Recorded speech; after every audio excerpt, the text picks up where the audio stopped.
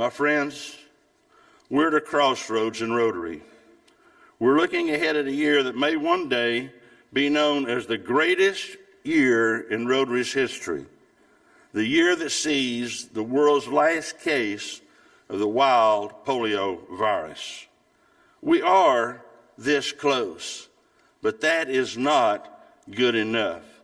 And even though all of Southeast Asia and all of Africa are free, that is not good enough. Last year, we had 73 cases, 73. So far in 2016, we only have had one case, but that is one child that we did not get there in time for. There is no reason for us not to finish the job of eradication, a job we started over 30 years ago, the job that one person had an idea. That person's idea was, could we do something as magnificent as what he had read about in Time magazine, the eradication of smallpox? One person had that idea and the audacity to ask the question, can Rotary do something of this magnitude? And yes, we will accomplish that. And when that moment comes, are we going to be ready for it? Are we ready for the publicity that we're going to get? Are we ready to recognize the fact that we have accomplished something that no one else has been able to accomplish? Are we ready to leverage that success into more partnerships, greater growth, and even more ambitious service in the decades to come? We need to be ready for that success.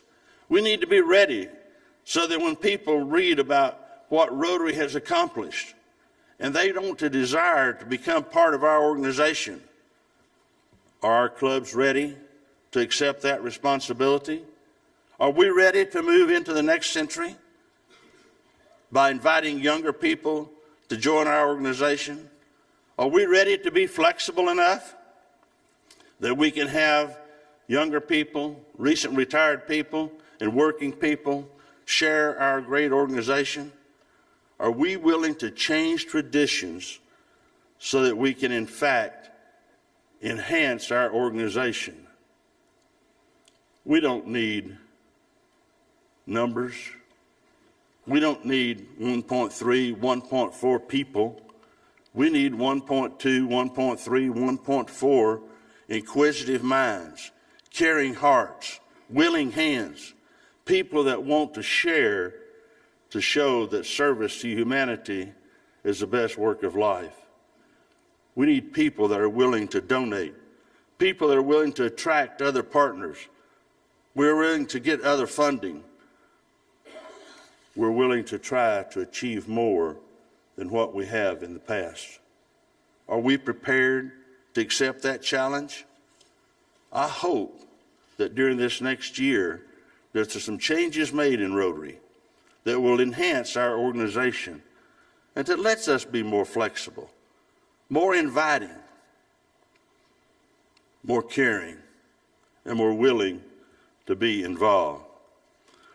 We're working hard to try to be sure that Rotary gets the credit that it deserves for the great work we're doing in the eradication of polio.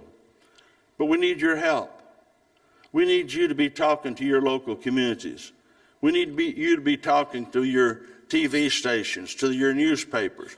We need you to be on Twitter. We need you to be on Facebook. We need you to talk about the great work that Rotary is doing, not just in the eradication of polio, but think of all the grants that you've done here in the Great Britain and Ireland. Think of all the people around the world you've helped and talk about it. Talk about the clean water. Talk about the literacy. Talk about the scholarships. Talk about how that working together we can create peace and understanding around the world.